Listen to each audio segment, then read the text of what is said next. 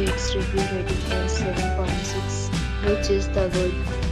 A set of FAQs is now displayed on your screen, which may address many of your basic questions about this property.